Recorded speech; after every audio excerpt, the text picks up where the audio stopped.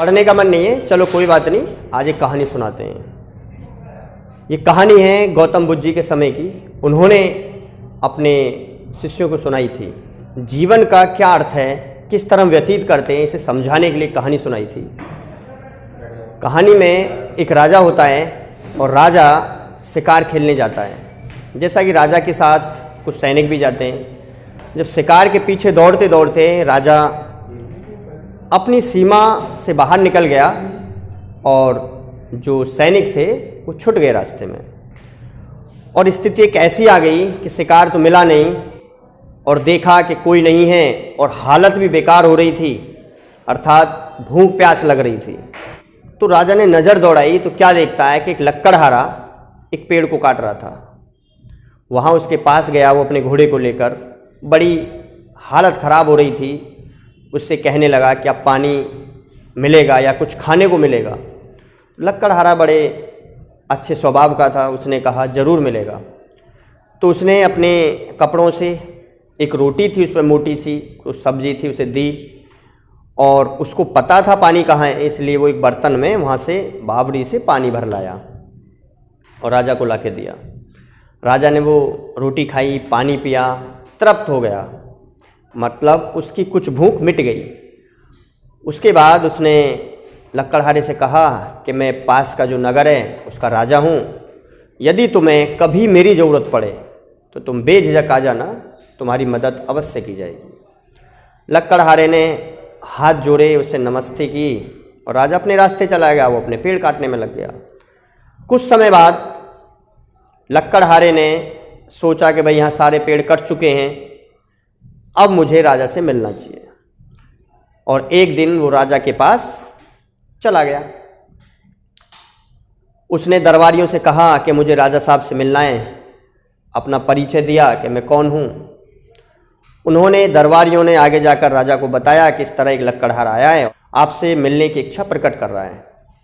राजा को लक्कड़हारे का नाम सुनते ही याद आ गया कि हमने किसी लक्कड़हारे को मदद का वादा किया था, और उसने लक्कड़हारे को बुलवा लिया। जब लक्कड़हारे को बुलवाया तो उससे पूछा कि भाई कैसा चल रहा है।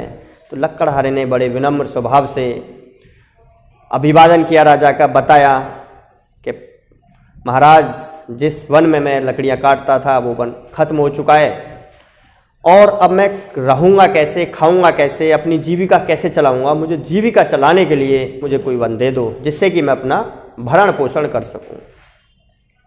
अब राजा बोला कि भाई ये लक्कड़हारा है। मन में सोचने लगा, लक्कड़हारा है, इसे क्या दिया जाए जो इसे ऐसा भी ना लगे कि मतलब कुछ उपकार किया है और इसका काम भी चल जाए।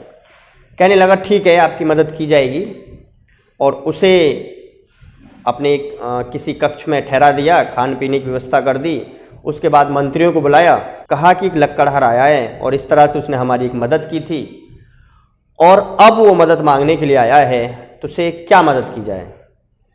सब ने आपस में विचार विमर्श किया।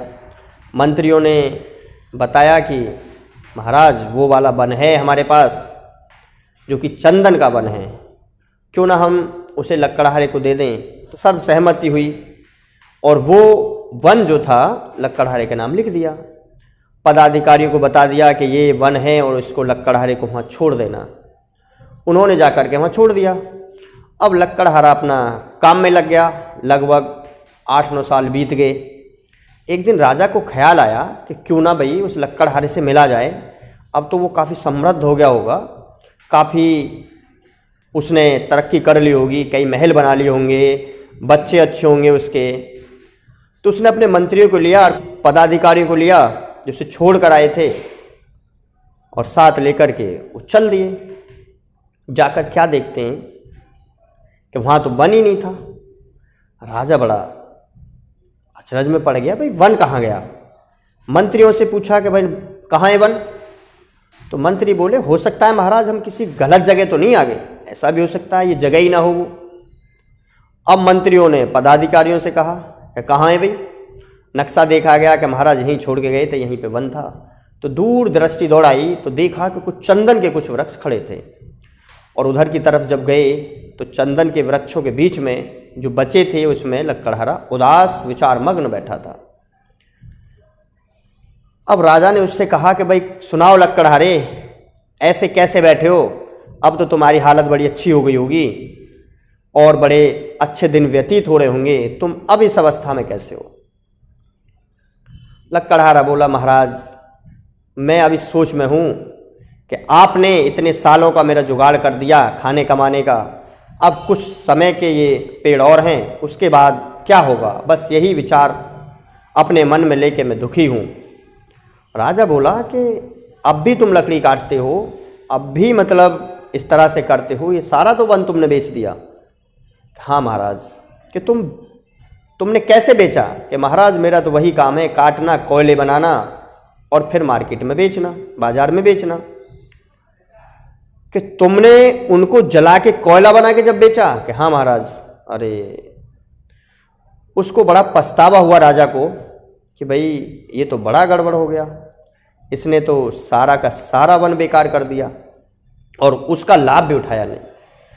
वो कहने लगा, रे तो इसे यूं ही बेच देता, अब एक काम कर, इसमें से थोड़ी लकड़ी काट और इसे जाकर के बेच, क्या थोड़ा सा ही टुकड़ा ले जाकर, और इसे जलाना मत, यूं ही बेचना और तब मुझे बताना।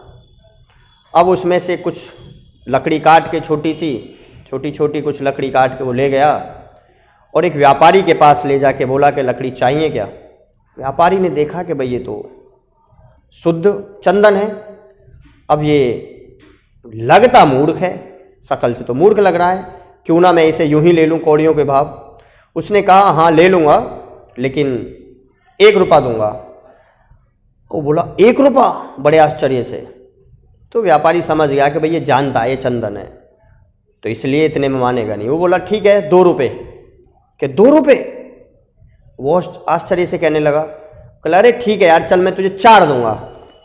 जब 4 की सुनी तो पड़ोस का जो व्यापारी था वो कहने लगा, यार चंदन बहुमूल्य चीज़ है, बहुमूल्य लकड़ी है, इसको कौड़ियों के भाव ले रहा है। वो कहने लगा, अरे इधर आ जा तू लक्कड़हारे, मैं तुझे 10 दूंगा, 10 रुपये दूंगा।